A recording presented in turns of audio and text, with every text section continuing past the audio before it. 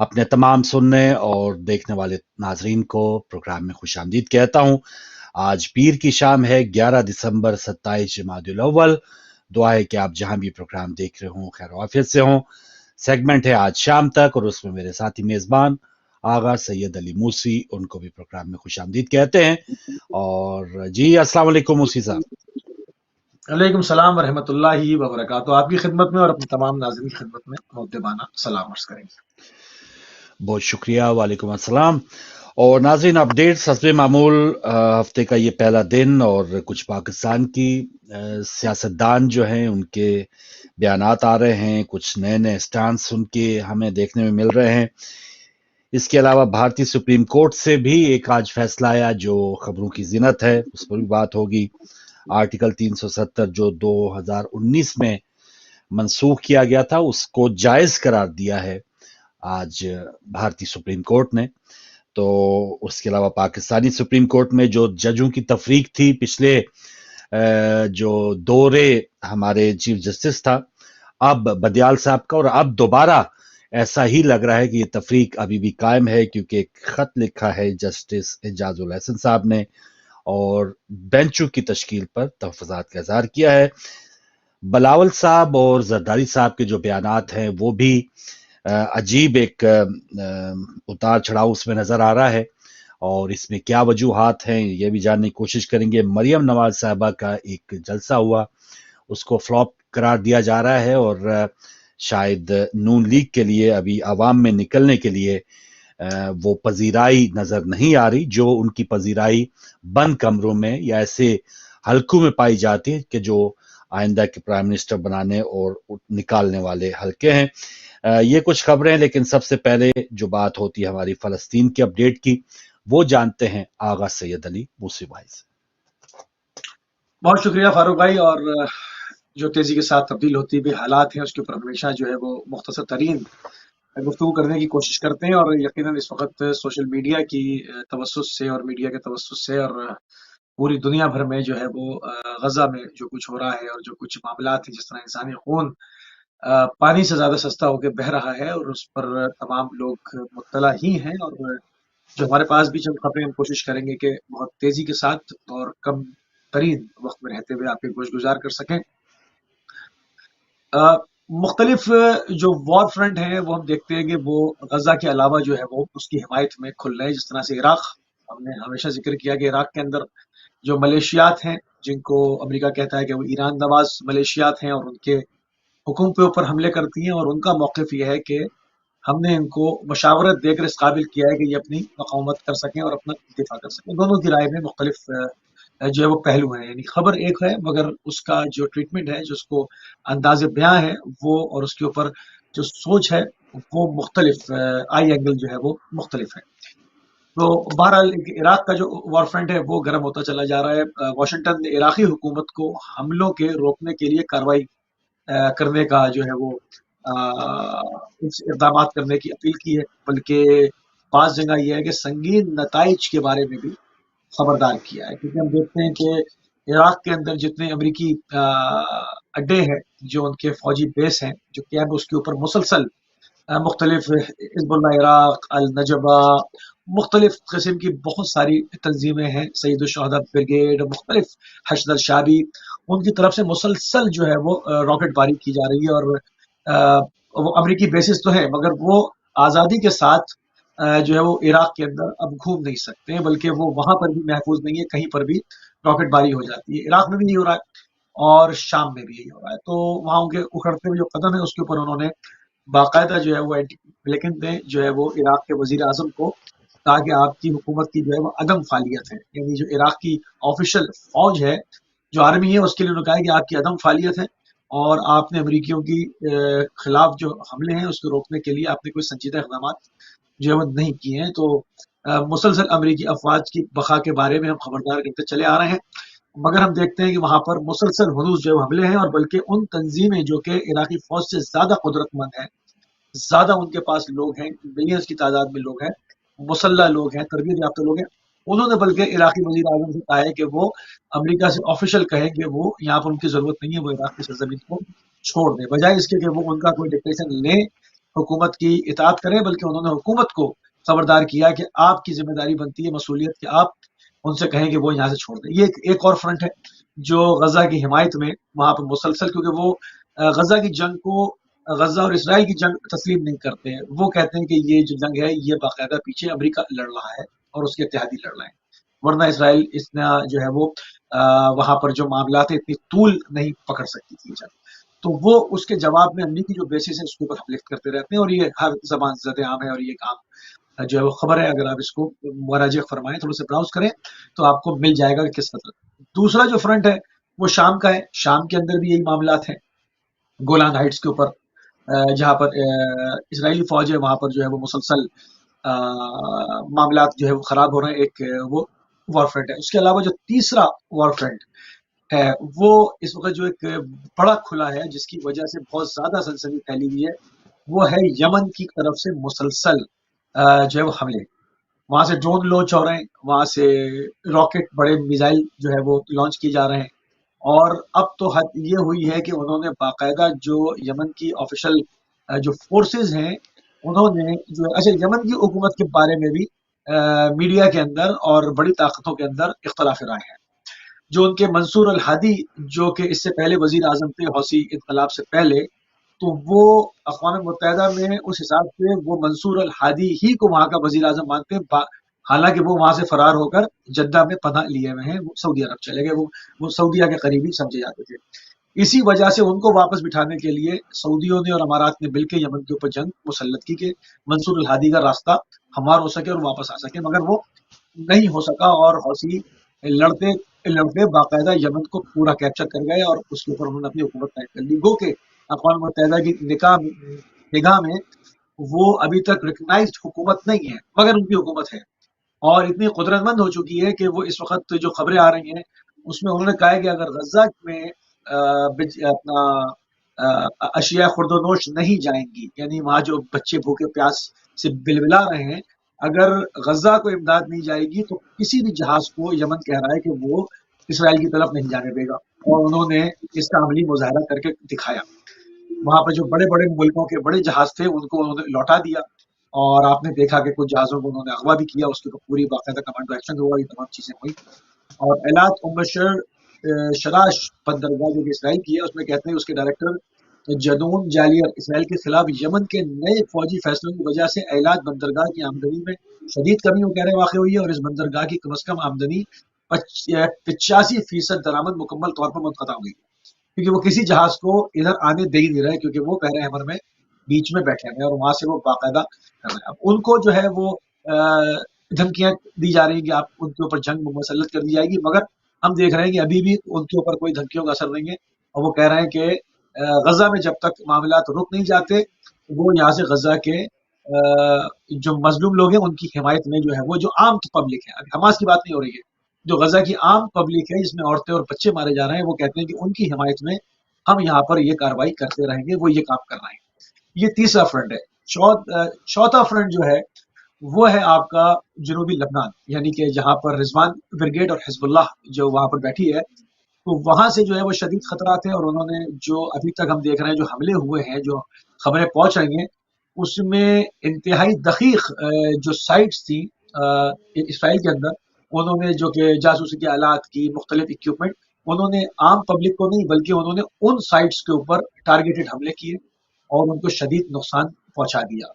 और अभी कहा जा रहा है कि शायद कुछ मकबूजा यमन का जो जिसको वो कहते हैं कि ये इसराइल ने कब्जा किया हुआ, शायद वो उसको कहते हैं कि हम इसको दोबारा से रिटेक करेंगे, इसको छुड़ा लेंगे, यानी वो इतने ही वहां से पावर में आ गए। अब कहा जा रहा है कि शायद इसराइल की तरफ से यमन के साथ बाकायदा जो उन्होंने कहा कि आप मुज़ाकरात करें और इनको अपनी पोजीशन पर वापस जाने का कहें, अगर ऐसा नहीं होता तो हम हमला करेंगे।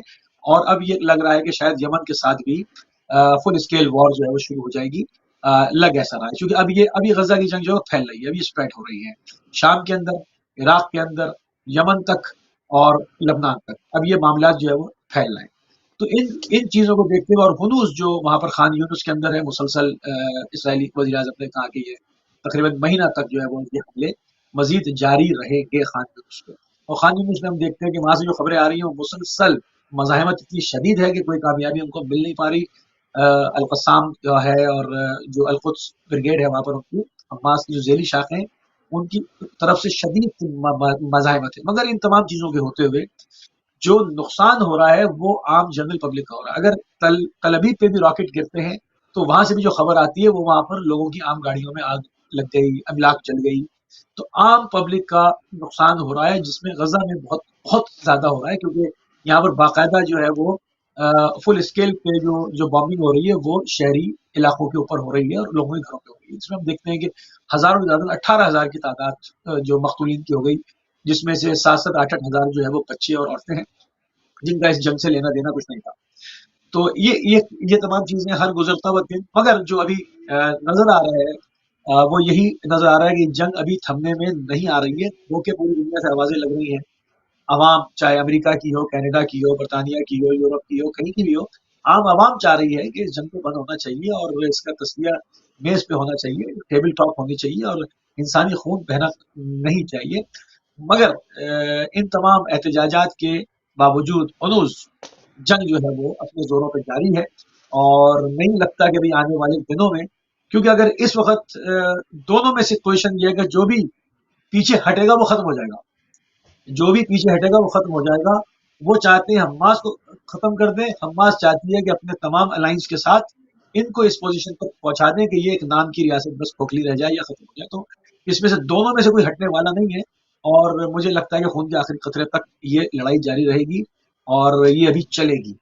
تو یہ میں عام جو ہے وہ خبریں ہیں. دوسرا یہ کہ جو ایران کے ساتھ صوبہ لگتا ہے عراق کا صوبہ دیالہ، وہاں پر انہوں نے کہا ہے کہ یہاں پر داعش کے عناصر موجود ہیں اور ان کو جو ہے وہ الزام لگایا گیا. امریکہ کئی ماہ سے جو ہے وہ عراق میں اور شام میں مغرب سے داعش کے عناصر کو اس خطے میں پناہ دینے کی کوشش کر رہا ہے. انہوں نے الزام لگایا، تو انہوں نے کہا اس کے اوپر ہمیں تیار رہنا چاہیے آپریشن کے لیے اور ہوشیار رہنا چاہیے کہ بیچ میں داعش کوئی گڑبڑ جو ہے وہ کر سکتی ہے.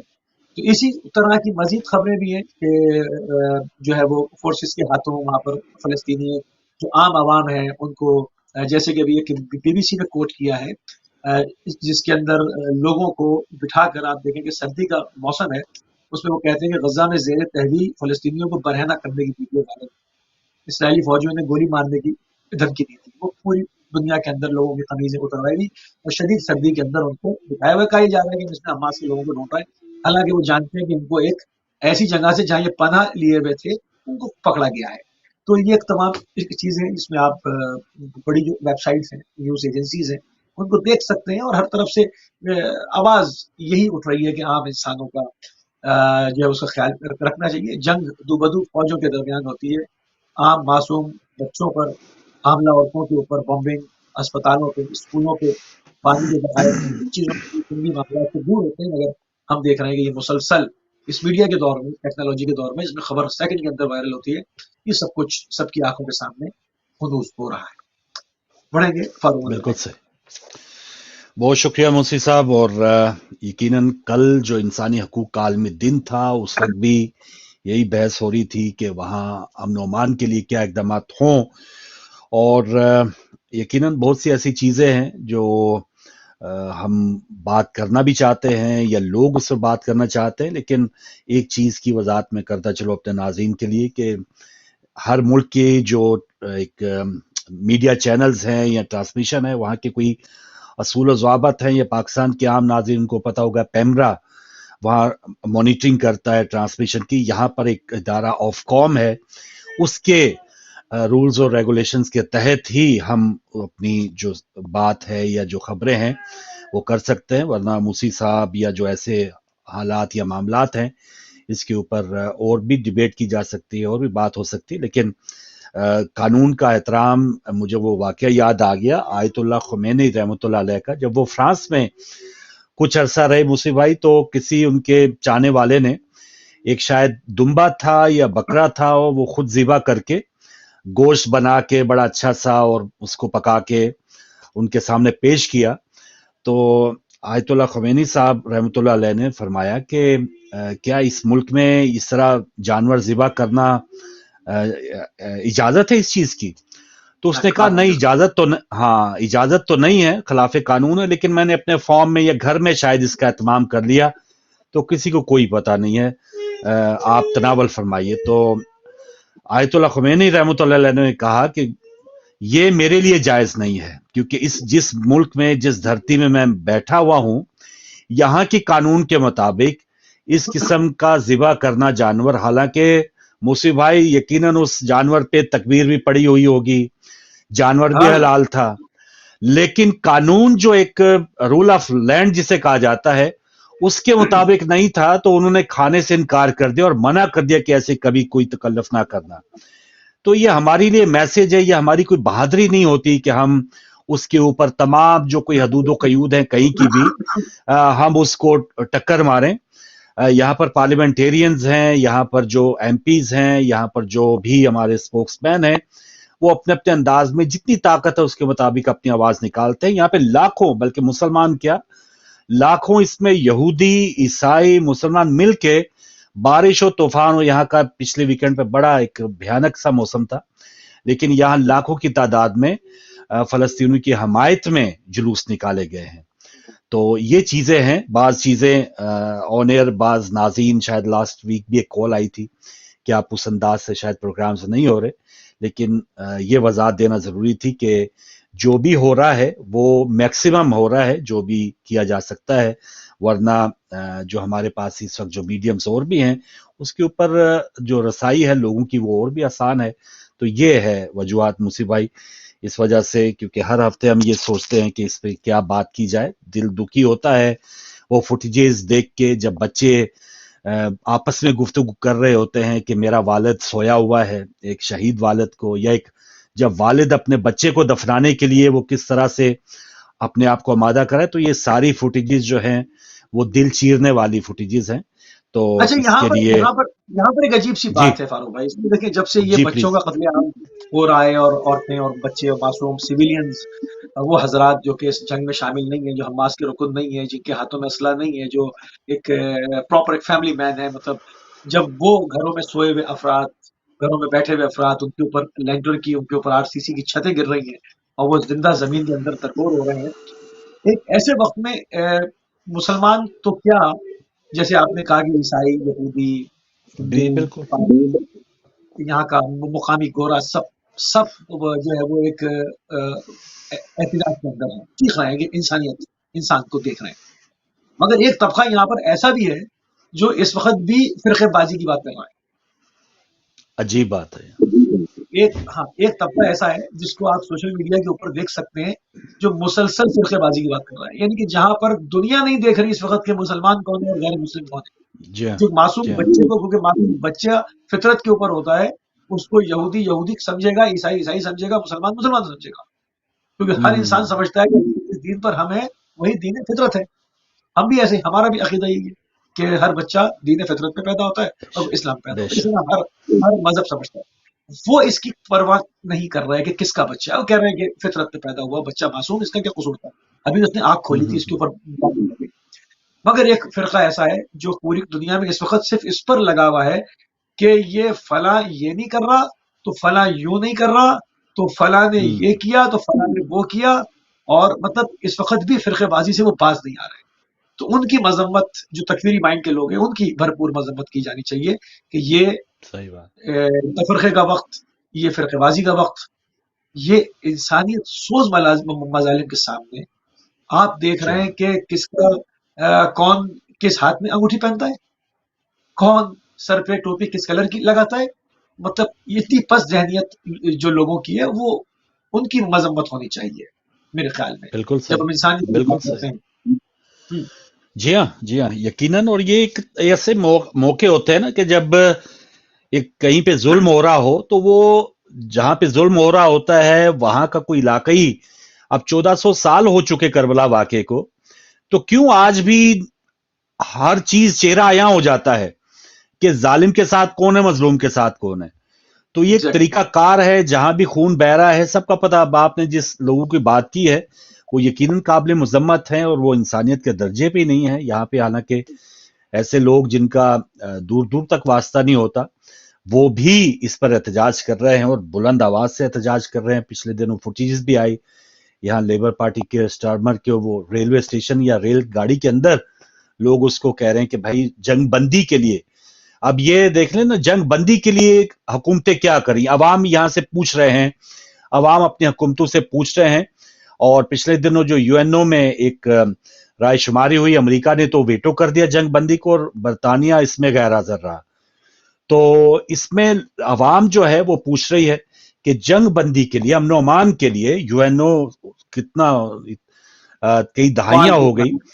ابھی تو کشمیر کا معاملہ, ابھی اس پہ ہم بات کریں گے جو آج سپریم کورٹ کا فیصلہ ہوا. چلے اسی سے پہلے آغاز کرتے ہیں کہ UNO کا کیا مقصد ہے پھر, کہ جب آپ نے اب کہیں پہ بھی کیا کہتے ہیں کہ حملہ کرنا ہے, اس کے لیے قراردادیں خود ہی پاس کی اور خود ہی سب کچھ جو ہے وہ ہلہ بول دیا آپ نے. اور افغانستان کی صورتحال دیکھ لیں, عراق کی صورتحال دیکھ لیں, اس میں کئی جو جانیں ہیں وہ جا چکی, اور جس مقصد کے لیے گئے تھے وہ کیا مقصد آپ نے اچیو کر لیا, بتائیں ذرا. اور جہاں پر حملہ نہیں کرنا, جہاں پر امن و امان کی ضرورت ہے, جہاں پر نہتے لوگ ہیں, وہاں پر آپ کے جنگ بندی کے لیے جو اقدامات ہیں وہ بھی سوالیہ نشان ہیں. تو یہ کیسی قوتیں ہیں؟ یہ تو ایسا ہونا چاہیے نا کہ جو زیادہ پاورفل ملک ہے اس کی زیادہ ذمہ داری بنتی ہے دنیا میں امن و امان کے لیے. تو یہ, اور UNO پھر جب بنایا گیا تو اس کا یہی کہا گیا جی یہ جو عالمی ڈسپیوٹس ہیں اس کے لیے حل کے لیے ہے. اب 2019 میں جو بھارتی یہ آرٹیکل 370 کو ختم کیا گیا, تو وہاں کا سپریم کورٹ جو ہے اب کہہ رہا ہے کہ یہ جائز ہے. ویسے تو ایز اے پاکستانی ہمیں بھارتی سپریم کورٹ سے کوئی اتنی زیادہ توقع نہیں کرنی چاہیے تھی. جب پاکستان کا سپریم کورٹ پاکستانیوں کے لیے کوئی فیصلے نہیں دیتا, تو میں کیا امید رکھوں بھارتی سپریم کورٹ کوئی پاکستانیوں کے لیے یا کشمیریوں کے لیے کوئی اچھا فیصلہ کرے گا. تو یہ تو وہاں پر انہوں نے جو کرنا تھا وہی کیا ہے. لیکن کمزوری ہمارے سیاستدانوں کی ضرور ہے کہ جو عمران خان سمیت جنہوں نے کہا کہ میں ورلڈ کپ جیت کے آ گیا ہوں, نواز شریف جو ساڑیاں بھی دیتے رہے اور بہت ہی ان کی تجارتیں رہی ہیں, لیکن اور مشرف صاحب کے یہ آگرہ سمٹ ہو گیا اور یہ بالکل ہم نزدیک آ گئے تھے. جو بھی ہے وردی والا ہے, بغیر وردی کے کسی نے UNO میں تقریر ستمبر کے ستمبر جاتے ہیں ماشاءاللہ, اور ہم نے جی کشمیر کا مدعا بہت زور شور سے اٹھا دیا اور اسی کے اوپر بغلے جو ہے وہ بجا رہے ہوتے ہیں. تو یہ آپ کی یہ جو کیا کامیابی ہے, یہ ہمارے کسی بھی حکومت کی جو ہے وہ کامیابی نہیں ہے. سفارتکاری بالکل زیرو ہے. اور 2019 کے بعد جو آپ نے کہا کہ ہم آئسولیٹ کریں گے انڈیا کو, کیا آئسولیٹ کیا آپ نے؟ تو اس پر اگر آپ کی کچھ بات کریں, کیونکہ بعد میں جب ہم پاکستانی سیاست میں گھسے تو کہتے ہیں کہ کشمیر اتنے کو اتنے دھس جائیں گے ہم. جی جی, پہلے کشمیر کے بارے میں. کشمیر کی جو کاز تھی, میرے خیال میں کشمیری اس پہ دو رائے ہیں. کچھ لوگ میری اس بات سے متفق ہوں گے اور کچھ لوگ میری اس بات سے متفق نہیں ہوں گے. بہرحال جو اس کے اوپر میری رائے وہ میں پیش کروں گا. اختلاف کا حق سب کو ہے, اور جس کو اختلاف کرنا ہے وہ اختلاف کرے.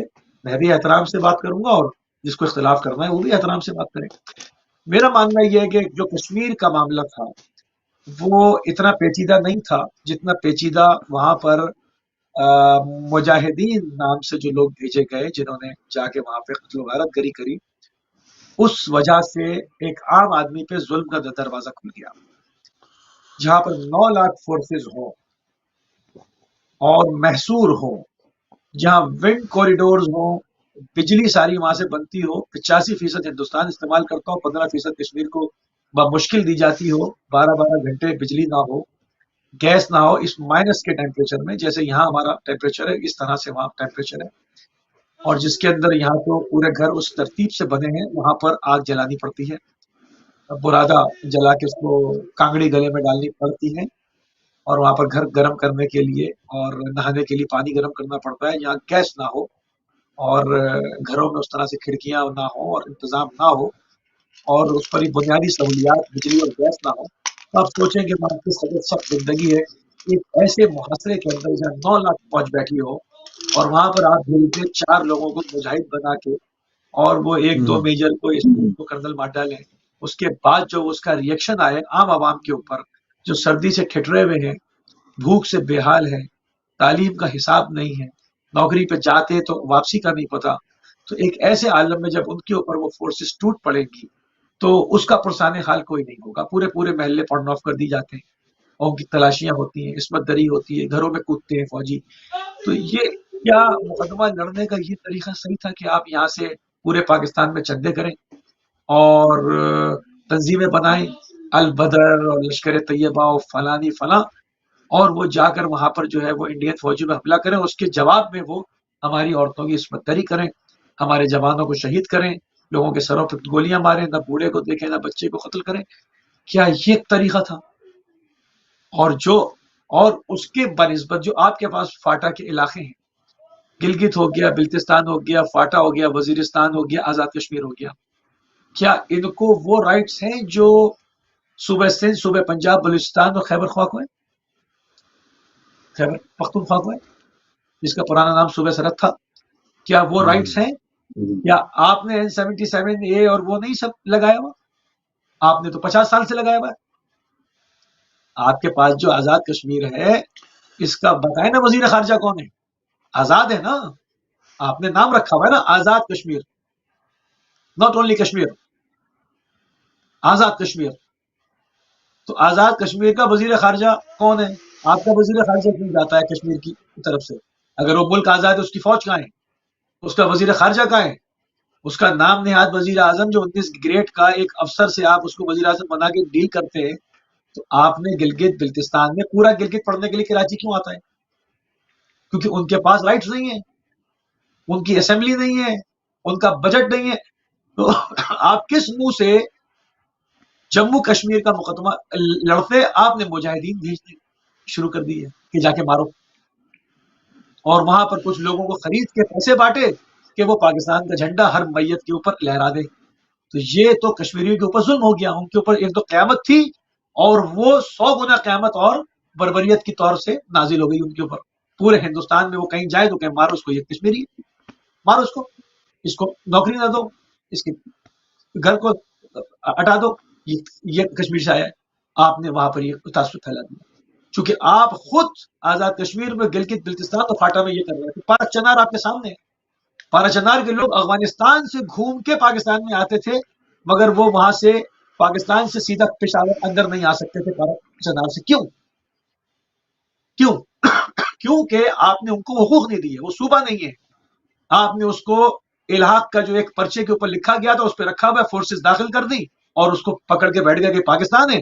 جب وہ کہے ہمارے حقوق تو کہتے ہیں آپ آزاد ہیں. جب وہ کہتے ہیں ہمارے حقوق، ہمارا بجٹ، تو آپ کہتے ہیں آزاد ہیں. اور جب وہ کہتے ہیں کہ جی ہم پر ظلم ہو رہا ہے تو آپ کہتے ہیں کہ جی وہ تو ہمیں آزادی دو، تو آپ کہتے ہیں یہ تو پاکستان ہے. تو جب آپ نے یہاں پہ منشر کیا ہوا تھا تو آپ کس منہ سے ہندوستان سے بات کرتے ہیں؟ آپ نے مجاہدین بھیجنے شروع کر دیے. بہرحال بسم اللہ یعنی کالر. کچھ عملی طور پہ اس کو حل کرنے کے لیے کچھ اقدامات ہوتے، استصواب رائے ہوتا، یا واقعی کوئی اسٹیٹ قرار دے دی چاہتی چلیں اگر آپ اس میں تھے. جی السلام علیکم. وعلیکم السلام فاروق بھائی، یا علیہ السلام مدد. مولا علی مدد. جی محترم اشتیاق بٹ صاحب. جی فاروق بھائی، موسی بھائی کی خدمت میں میرا السلام علیکم، یا علیہ السلام مدد. بہت اور شکریہ آپ دونوں بھائیوں مولا کی علی مدد. خدمت میں، اور خاص کر شیعان حیدر قرار کی خدمت میں ایام فاطمیہ کا پرسہ بھی پیش کرتے ہیں. جزاک اللہ. شروع میں آپ نے ماشاءاللہ آپ نے بھی اور موسی بھائی نے غزہ کے اوپر بات کی، تو جی فاروق بھائی میں اس وقت تھوڑا 2-4 منٹ میں نے سوچا جی جی کہ ہر سال کے بعد، 2 سال کے بعد، 4 سال کے بعد، کبھی فلسطین کے بچوں کو ان کی نسل کشی، کبھی کشمیر کے اندر ظلم و ستم، کبھی جہاں جہاں مسلمان بستے، کبھی انڈیا کے اندر. آخر یہ کیا وجہ ہے؟ ہم نے جب سے آنکھیں کھولی ہے یہی دیکھتے آئے کہ دنیا کے کونے کونے میں، چاہے وہ چائنا بھی کیوں نہ ہو، وہاں بھی مسلمانوں کو ذبح کیا جا رہا ہے. ہر طرف مسلمانوں کے بچے ذبح کیے جا رہے ہیں. تو آخر یہ دنیا کیا کچھ امتحان لینا چاہتی ہے مسلمانوں سے، یا یہ کچھ دیکھنا چاہتی ہے مسلمانوں کے اندر کہ دیکھیں کہ ان کے اندر آقا دو جاؤ محمد مصطفیٰ صلی اللہ علیہ وآلہ وسلم کی کتنی محبت ہے؟ بات تو یہی ہے نا فاروق بھائی، جب ہم محبت کی بات کرتے ہیں تو پورا پاکستان جل جاتا ہے. صحیح. بات کسی نے کیا سچ ہی لکھا نا کہ مرچوں میں اینٹیں مکس کرنے والا نہ منہ سے رسالت پہ نکل جاتا ہے، دودھ میں پانی ڈالنے والا نہ منہ سے رسالت میں نکل جاتا ہے. صحیح بات. تو آخر یہ میں سمجھتا ہوں کہ یہ امتحان ہے یا ہماری غلطیوں کوتاہیوں کا نتیجہ ہے کہ دنیا کے کونے کونے میں جہاں بھی بات، آپ ابھی موسی بھائی کشمیر کی بات کر رہے تو میں 10% یا 150% یہ میں ان کی بات سے تائید کرتا ہوں کہ جو ان لوگوں نے کیا، یہ جب ہم بات کرتے ہیں نا فاروق بھائی پاکستان کی، تو کوئی بھی بندہ پڑھا لکھا جو شعور رکھتا ہے نا، وہ یہ بات مت تصور کرے کہ ہم پاکستان کی سامنیت کے خلاف بات کر رہے ہیں، صحیح ہم ان بات. کی پالیسیوں کے خلاف بات کر رہے ہیں. یہ حقیقت ہے کہ شاید ٹھیک ہے انڈیا ظلم کرتا ہے، کیونکہ ہم انڈیا کے سامنے جب بندوق اٹھاتے ہیں تو وہاں کی آرمی ہے نا، وہ تو مارے گی نا آپ کو. تو جب ہم نے بندوق پھینک دی تب بھی وہ مارتے ہیں. لیکن اس کے باوجود جو انہوں نے کام کیا ہے نا، موسی بھائی نے تو بات نہیں کی نا، میں بات کرتا ہوں. آئی ایس آئی نے جو کیا ہے نا، وہ ان سے زیادہ انہوں نے کیا ہے. جب ان کا کام ہو جاتا ہے تو میں اپنے ساتھیوں کو ایسے کو جانتا ہوں، لیکن کیا کریں، ہمارا اپنا بھی قصور ہے نا فاروق بھائی. ہم اس لولی لنگڑی کرسی کے لیے 2-4 یہ اضلاع پکڑ کے ہم جو ہے نا وزیر اعظم اور صدر بن کے بیٹھے ہیں اور تلوے چاٹنے کے لیے اسلام آباد چلے جاتے ہیں. کیا کریں، قصور ہمارا بھی ہے. صحیح بات. اگر ایک قوم ہو کہ وہ آر ہو یا پار ہو، ہم اگر اپنی آزادی کی بات کریں، ہمیں بندوق اٹھانے کی ضرورت نہیں ہے. یہ وقت نہیں ہے بندوقوں کا. فاروق بھائی دنیا کہاں سے کہاں پہنچ گئی ہے، لیکن سوال ہے کہ آپ دونوں بھائیوں سے ہے کہ مسلمانوں کے اوپر ہی آخر مسلمانوں کے اوپر ہی مسلمانوں کے بچے ذبح ہو رہے ہیں. اگر یورپ میں کہیں یا کہیں بھی آپ اندازہ لگائیں، سوشل میڈیا پر ہی پڑی ہے، اگر کوئی غیر مسلم یا دیکھ لیں آپ پاکستان کے اندر اگر کچھ کیا ہی نہیں ہے، ان کو اٹھا کے امریکہ اور برطانیہ اور کہاں لے کے جاتے ہیں. تو یہ قصور اپنا ہی ہے فاروق بھائی. جب ہمارا قصور ہے تو پھر روئیں گے کیا؟ بس ٹھیک ہے، اپنے لگے رہو. ٹھیک ہے، بچے ذبح ہوتے فلسطین کے ہوں، کشمیر کے ہوں، یا ایران کے، عراق کے، یا شام کے بچے ذبح ہو تو ہوتے رہیں. ٹھیک ہے، وہ سارے مسلمانوں کے ہیں، مسلمان ہوتے رہیں. لیکن مسلمانوں سے ایک ہی ہاتھ باندھ کے گزارش ہے کہ اگر آپ نے کلمہ نبی کا پڑھا ہے تو اہل بیت کے در پہ آ جائیں. دنیا کی ہر چیز آپ کو ملے گی، یہ دعویٰ ہے. ابھی میں ایک قبلہ صاحب کا پروگرام دیکھ رہا تھا، انہوں نے بھی یہ کیا کہ یہ آپ جو مسئلے کر رہے ہیں، میں شیعہ ہوں، میں سنی ہوں، میں وہابی ہوں، یہ یار کلمہ نبی کا پڑھنے والے ہو، در اہل بیت پہ آ جاؤ، دین لو ان سے تو دنیا کامیاب ہے آپ کی، ورنہ آپ ذبح ہوتے رہیں. تو یہ پاکستان کو بھی سلام ہے کہ چلو ٹھیک ہے، ہم بات کرتے ہیں تو غدار ہے، کوئی اور کرے تو وہ صحیح ہے. بہت شکریہ بھائی. دعا ہے کہ ہمیں اللہ تعالیٰ حق پہ چلنے کی توفیق عطا فرمائے. خدا حافظ. آمین آمین. بہت شکریہ. مولا علی مدد اشتیاق بٹ صاحب تھے. اور ناظرین کچھ دیر کے لیے ذرا کالز آپ کی مزید نہیں لیں گے تاکہ ذرا پاکستان کے جو معاملات ہیں اس پر تھوڑی آپ کو اپڈیٹ دیتے چلیں.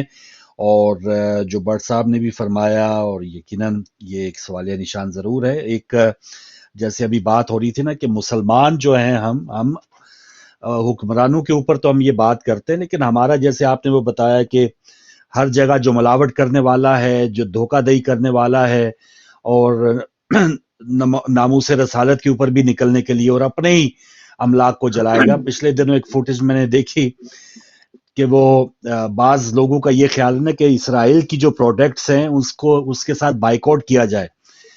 تو پاکستان کے کچھ جو فیکٹری مالکان ہیں نا، وہ کہہ رہے ہیں کہ بھائی یہ پروڈکٹ ہم 2 نمبر بناتے ہیں، ان کا بائیکاٹ نہ کریں، ہمارے ہی نقصان ہوگا. تو یہ جو بڑی برانڈز ہیں نا، یہ ہمارے پاکستان کے بہت سے ایسے شہر دیہاتوں میں وہ صرف لیبل ان کا ہوتا ہے، وہ کہتے ہیں کہ صرف جی لیبل وہ بڑی برانڈ کا ہے، بنا ہم خود رہے ہیں، ہمارا کاروبار جو ہے وہ خراب ہو جائے گا، خدارا یہ آپ بائیکاٹ نہ کریں، وہاں سے نہیں آ رہی، ہم خود ہی بنا رہے ہیں. تو یہ تو حال ہے ہمارا. تو پھر اس سے پھر آگے کیا ہوگا یا کیا عزت رہ جائے گی دنیا میں. تو چلتے ہیں جی پاکستان میں، جہاں پر ماشاءاللہ الیکشن 2 مہینوں سے بھی کم کا ٹائم رہ گیا. 11 دسمبر ہوگی تو 8 فروری کو الیکشن ہے. لیکن کون آئے گا الیکشن کے لیے؟ سب کچھ نئے دعوے ہیں کہ ہم خدمت کریں گے. نواز شریف صاحب پہنچ کے وہ ماشاءاللہ لمبے بھاشن دے رہے ہیں، اور ایک بھی بات جو ہے ہمیں سمجھ نہیں آتی کہ کوئی ایک پولیٹیشین یا اس کے پاس ویژن ہو. اس کے دائیں اگر وہی بندہ بیٹھا ہے اسحاق ڈار، بائیں وہی بیٹھا ہے شہباز شریف، کہ جنہوں نے 16-18 مہینوں میں پاکستان کا جو بقیہ ادھیڑ دیے. تو وہ کیا آگے الیکشن جیت کے وہ کیا کر کے دکھائیں گے، سمجھ سے باہر ہے. اور پھر وہ کبھی ہمارے سیاستدان کم ہیں اور اسٹیبلشمنٹ اور یہ ان کے اندر جو ہے وہ گیم چل رہی ہوتی ہے، ایک قسم کو بلیک میل کر رہے ہوتے ہیں. اب نواز شریف صاحب جو ہیں پہلے یہاں پر کچھ بولے احتساب کے بارے میں، وہاں سے شہباز شریف اڑ کے آئے کہ نہیں جی ہاتھ تھوڑا رکھو، 21 अक्टूबर को गए, सब कुछ अल्लाह पे छोड़ दिया और कहा कि जी मेरा दिल साफ है। फिर शायद कहीं से उनको ये लगा कि मैं जो एक मैंडेट चाह रहा हूं 2/3 या जो अक्सरियत वो नहीं मिल रही, तो फिर अब उन्होंने कल दोबारा कहा जी मुझे 93 और 99 में क्यों निकाला, ऐसे किरदारों का एहतसाब होना चाहिए।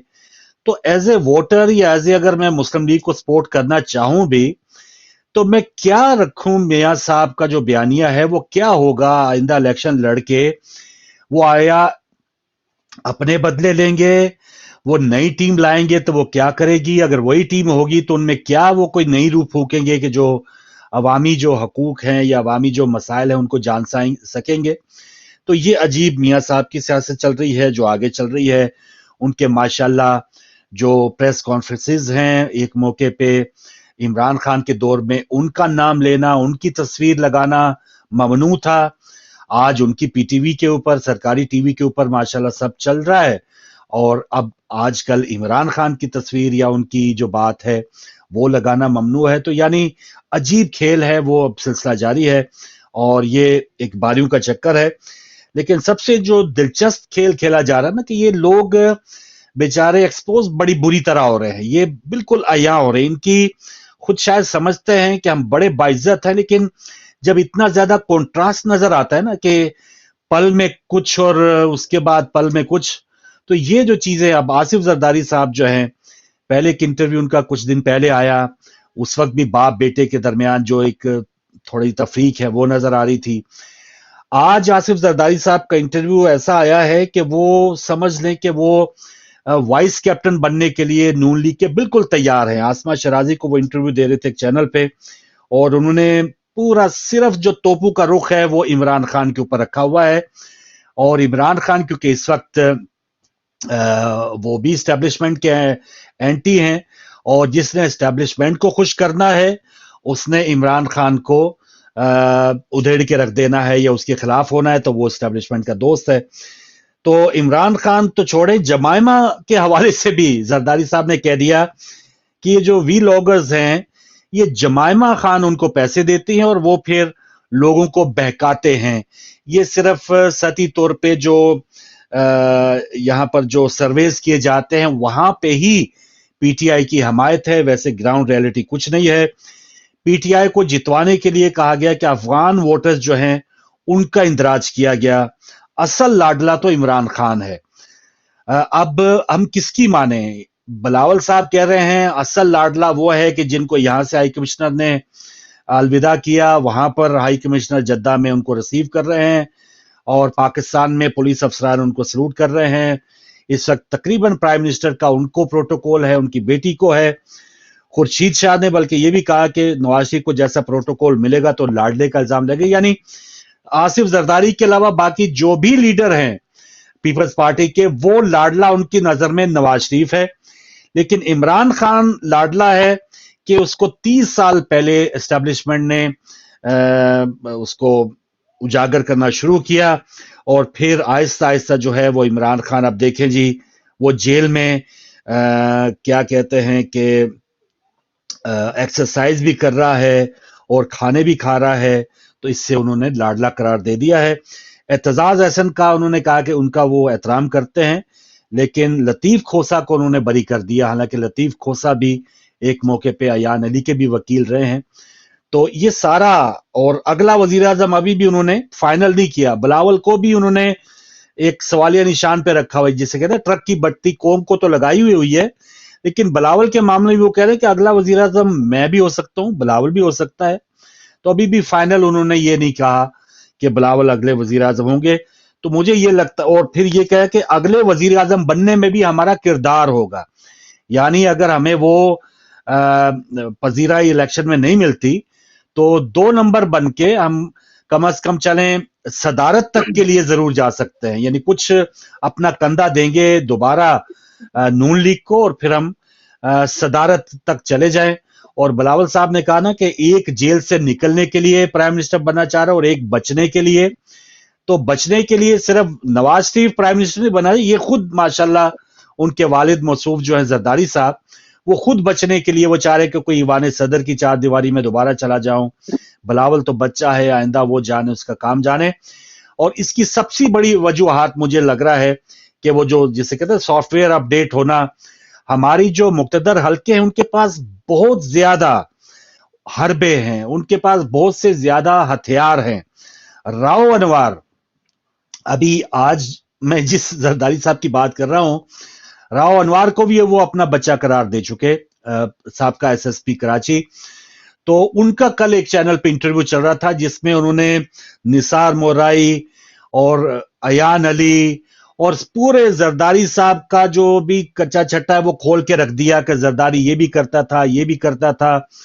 एक इवन जो बिलावल हाउस के जो केक के केस थे, जो केक के पैसे होते थे, वो भी जाली अकाउंट जिससे अयान अली जो है इस्तेफादा करती थी, वही बिलावल हाउस में वो भी पेमेंट्स वही उसी अकाउंट से जाती थी। तो मैं समझता हूं कि जो तीर जिसने भी फेंका था जरदारी साहब को थोड़ा सा उनके पर काटने के लिए, वो माशाल्लाह आज जरदारी साहब ऐसे थे कि वो भीगे हुए हैं, बिल्कुल जिसे कहते हैं भीगी बिल्ली, वो ऐसे नजर आ रहे थे। कुर्सी भी उनसे बड़ी नजर आ रही थी, दुबक के बैठे हुए थे और सारा जो नजला था वो इमरान खान पे गिरा रहे थे। और जो इस वक्त नून लीग या जो लाडला या जो भी एक अवाम जिसके सामने वो नजर आ रही है, उस बारे में तो बल्कि ये भी कह दिया कि अगर 8 फरवरी से इलेक्शन आगे पीछे भी होते तब भी खैर है। यानी अंदाजा करें आप कि उन्होंने ये भी फ्री हैंड दे दिया एस्टेब्लिशमेंट को कि अगर 8 फरवरी को इलेक्शन नहीं होते तो फिर भी हम जो हैं वो कुछ भी नहीं करेंगे। बल्कि उससे पहले फिर बिलावल साहब ने कहा कि अगर लाडले को लाया गया तो मैं ऐसे वजीर आजम को सिलेक्टेड को मैं नहीं मानूंगा, आवाम नहीं मानेंगे। तो बिलावल साहब एक अलग पीक के ऊपर उड़ रहे हैं। जरदारी साहब जो हैं उनको शायद ये अंदाजा है, या उनको राव अनवर या ऐसे बहुत से जो डरावने ख्वाब है ना, वो एक दो हमारे वो मुक्तदर हल्के छोड़ देते हैं कि भाई अगर आप ये करेंगे हमारा जवाब ये है, अगर आप ये करेंगे हमारा जवाब ये है। तो जरदारी साहब माशाल्लाह फिर भी वो फुल ऐसे कट टू साइज नजर आ रहे थे। वो उनके अंदर ये दमखम नजर नहीं आ रहा कि वो नवाज शरीफ साहब को या उनकी जमात को चैलेंज करें, या जो इस वक्त मुक्तदर हल्के डिसाइड कर चुके हैं जरदारी साहब उनके एंटी खड़े हों या कोई भी कुछ अपना इजहार ख्याल उनकी गुस्ताखी में ना आ जाए। तो वो बिल्कुल जरदारी साहब का तो ये इंटरव्यू सुन के मुझे हैरत हुई। बल्कि जावेद लतीफ साहब जो नून लीग के स्पोक्समैन हैं, उन्होंने इस पर सही कहा। लोग तो यही कहेंगे कि जब बिलावल साहब की बातें उनका बाप सीरियस नहीं लेता तो हम क्यों ले भाई, अवाम क्यों ले। तो ये तो पीपल्स पार्टी एक हालांकि इतना बड़ा बूस्ट मिल सकता है उनको कि जुल्फकार अली भुट्टो केस जो फांसी का केस था वो सुप्रीम कोर्ट जो है वो रेफरेंस दोबारा सुनने जा रही है। जो जुल्म हुआ यकीनन उस पर भी बात होगी और हो सकता है ये लाइव टेलीकास्ट भी हो। तो इतना पीपल्स पार्टी में नई जान फूंकी जा सकती है। जिस एस्टेब्लिशमेंट ने या उस वक्त के ज़िया आमरीत ने उनको फांसी लगाई, एक अवाम में दोबारा उनकी पजीराई आ सकती है। लेकिन जरदारी साहब के होते हुए मैं समझता हूं कि ये भुट्टो रेफरेंस क्या बेनजीर के कातलों का भी पता चल जाए तो ये फायदा बजाय होने के ये उल्टा नुकसान ही होगा। और जरदारी साहब बिल्कुल इतना ज़ियाउल हक ने नुकसान नहीं पहुंचाया होगा, मुशर्रफ ने नहीं पहुंचाया होगा जितना माशाल्लाह जरदारी साहब पहुंचा रहे हैं। बल्कि अब तो नुकसान वो अपने बेटे तक को नहीं बख्श रहे। तो ये तो उनकी बात थी। फिर मरियम नवाज साहिबा का एक जलालपुर जट्टा में जो जलसा हुआ वो फुटेजेस हमने देखी हैं। मेरा खुद का इलाका है, वहां के 3-4 किलोमीटर दूर ही हमारा गांव है वहां पे। तो जलालपुर जट्टा में एक मुझे याद था बेनजीर भुट्टो वहां पे आई थी कुछ साल पहले, तो एक बहुत बड़ा जलसा हुआ था। हालांकि कोई इतना बड़ा शहर भी नहीं है, लेकिन मरियम साहिबा के आने के बाद मुझे लगा कि कम से कम लोग तो वहां पर वैसे ही कोई ट्रांसफार्मर ठीक कर रहा हो तो नीचे 100-200 बंदा जमा हो जाता है। तो मरियम साहिबा जाएंगी तो शायद वहां पे लोग आए। लेकिन वहां पर एक तो उसी दिन तहरीक लब्बैक का भी जलसा था, वहां पर ये भी थोड़ा असर सूख है। और नून लीग के हवाले से वो एक नफरत जो है 16 महीनों की और उससे पहले जो एक सिलसिला है वो भी है। तो जलालपुर जट्टा में जो एक रिस्पांस मिला है तो मुझे लगता है कि अवाम जो है वो, और फिर मोना सलाई ने एक ट्वीट किया कि ये गुजरात है, ये आपका मासी वेड़ा नहीं है, यानी खाला जी का घर नहीं है। आप अपनी ग्वाल मंडी को संभालें, अपने लाहौर को अगर आप संभाल पाए यही बहुत बड़ी बात है। तो वोट या इलेक्शन जो है वो मैटर करते हैं। नाज़रीन आपको याद होगा इमरान हानी के दौर में जो भी ज़िमनी इलेक्शन हो रहे थे जब वो फुल पावर में थे, जब वो एक पेज का दावा करते थे, जब वो बाजवा साहब की तारीफें इमरान खान कर रहे होते थे, वो इलेक्शन जो भी जिमनी हो रहे थे, वो 7-8 इलेक्शन पीटीआई हारी थी। और जो भी डस्का में फिर उन्होंने धुन के चक्कर में या जो भी एक धक्कम पेल करने या एक धांधली करने की कोशिश की थी, वो भी अवाम को याद है। यानी अवाम का जो मूड है, अवाम उसका बदला वोट के जरिए लेती है। और वही पीटीआई, जब पीटीआई के साथ अवाम को लगा कि ज्यादती हुई है, अगर उसने बुरा किया था तो हमें यह मौका दिया जाता, अलग इलेक्शन में हम उनको गिराते, रेजीम चेंज हुआ। और वही पीटीआई जो जिमनी इलेक्शन हुए उसमें 8-9 सीटें तो इमरान खान अकेले जीत गए। तो अवाम की जो एक, जिसे कहते हैं ना, जो एक पजीराई है या स्विंग है, वो उनका मूड चेंज होता रहता है। जो भी वक्ती तौर पे अगर आपको थोड़ा सा मजलूम नजर आएगा, जो ज्यादती हो रही है अगर उसके साथ ये नजर आएगी, तो अवाम उसका बदला वोटों के जरिए लेगी। इसी वजह से अब ये इलेक्शन हमें नवंबर में हो जाने चाहिए थे। आइन जिसकी बात होती है ना, कल इमरान रियाज, शुक्र है बात जरा लंबी हो रही है, आपकी कॉल्स आ रही, मैं 2 मिनट तोड़ लूंगा नाज़रीन। इमरान रियाज जिनको बेचारे को वो लुकनत हो गई हुई थी, 140-50 दिन वो मिसिंग पर्सन रहे, कल एक सोशल मीडिया पे उन्होंने एक इंटरव्यू दिया है जिसमें उन्होंने कहा कि भाई आइन के ऊपर बात करना, या तो आइन ही चेंज कर दें, हकूक की बात ही ना हो, या ये जो इस किस्म की जो वारदातें हमारी होती हैं उसको आइनी शक्ल करार दें, तो उस पर हम बात ही ना करें। तो आइन के ऊपर अगर बात करनी है, अब 90 दिन की बात है, इलेक्शन नवंबर में होने थे, आपने घसीट के फरवरी तक कर दिए, कोई जवाब नहीं है। इस वक्त काकड़ साहब प्राइम मिनिस्टर हैं, वो कोई उनका आईनी तौर पे, अखलाकी तौर पे उनका कोई जवाब, लेकिन है, मानना पड़ेगा। तो यही चीज है कि अगर आपके पास कोई भी कानून की कोई पीछे शय नहीं है, कोई उसके मुताबिक अगर आप कोई काम नहीं कर रहे लेकिन एक ताकत के जरिए कर रहे हैं, तो फिर कोई आपका क्या बिगाड़ सकता है? एक सहाफी से आपको क्या खतरा है? आपने उसको ऐसा टार्चर किया कि उसकी तकरीबन 150 दिनों के बाद, 200 दिनों के बाद उसकी जबान खुली है। तो ये सूरत हाल थी। और एक और दिलचस्प बयान, बिलावल साहब ने कहा कि मैं वाहिद सियासतदान हूं कि जिसके ऊपर करप्शन का कोई इल्जाम नहीं। बात तो सच है लेकिन वो वाहिद सियासतदान है। इमरान खान कहा करते थे, मरियम नवाज और बिलावल भुट्टो वाहिद सियासतदान हैं कि जिन्होंने जिंदगी भर हलाल का नवाला पेट में नहीं डाला या खुद कमा कर एक रोटी भी नहीं खाई। तो अब ये अजीब बात है, बिलावल साहब अगर ये अपने आप को कहें, क्लेम करें कि मैं, मेरे ऊपर करप्शन के कोई दाग नहीं है, तो भाई जरदारी साहब आपके क्या लगते हैं? जिन बंगलों में आप रह रहे हैं, जिन हाउसों में आप रह रहे हैं, क्या वो आपने यहाँ दुबई में मजदूरी करके कमाए थे? तो ये कैसे बने हैं? और कैसे करप्शन का वही हिसाब मियाँ साहब का है। यहाँ एवन फील्ड हो, अजीजिया मिले हों, या जो भी जायदादें, वो मियाँ साहब कहते हैं मेरी नहीं है, ये मेरे बच्चों की है और उनके दादा की है।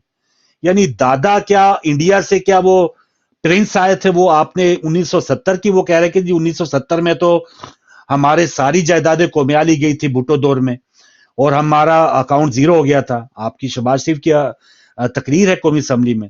तो फिर आपकी जायदादें कैसे बन गई जब आपका हिस्सा नहीं है? दादा साहब के पास क्या, कौन सा सोने का चिराग था वहां पे कि जो उन्होंने मुंतकल कर दिया अपने पोतों में? तो ये अजीब हमारे साथ मजाक हो रहा है। बिलावल साहब कहते हैं कि मैं ऐसा सियासतदान हूं कि मेरे ऊपर कोई करप्शन के दाग नहीं है। ठीक है जी। नवाज शरीफ कहते हैं कि मैं ऐसा सियासतदान हूं कि मेरी उन सारी जायदादों से कोई ताल्लुक नहीं है, हाँ मेरे बेटों के नाम है। तो ये अवाम को अजीब, ये मैं समझता हूं इतना जुल्म इसराइली भी नहीं कर रहे होंगे, इंडियन फौजी भी नहीं कर रहे होंगे जितना ये हम जीते जागतों से ये जो जुल्म कर रहे हैं। जी, इसमें 2 चीजें फारूक भाई, इसमें 2 चीजें। जी प्लीज। पहली बात तो ये कि अवाम बेख्तियार है। जिस तरह से हम कहते हैं ना कि जो वोट के वक्त आप इंतकाम ले लें, उसका दरवाजा बंद है, मुकम्मल बंद है। क्योंकि इलेक्शन अगर शफाफ होंगे तो आपका वोट कारगर होगा ना। जब इलेक्शन शफाफ नहीं है और तमाम चीजें प्री डिसाइडेड हैं, और वो भी इस्लामाबाद में नहीं,